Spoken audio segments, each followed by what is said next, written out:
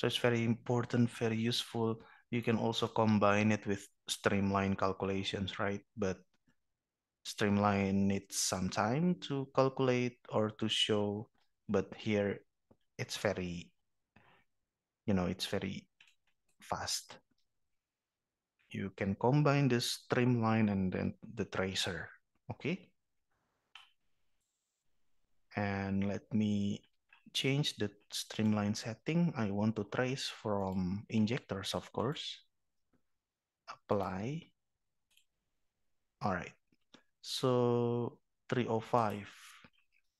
Yeah, you can see the 3D.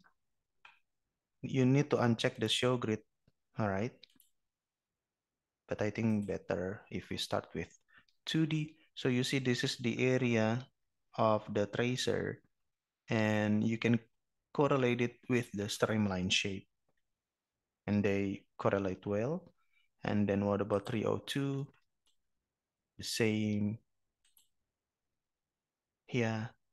You see the tracer goes to the west mainly, and the tracer, you have the majority of the tracers going to the west.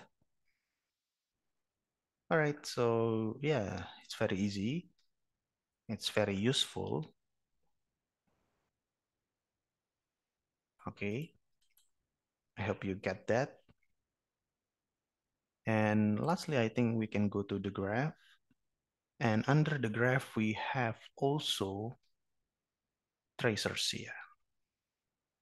Yeah, we see that the model hasn't been history matched, but that's not the main thing that we want to discuss here. Go to tracers, deselect all, and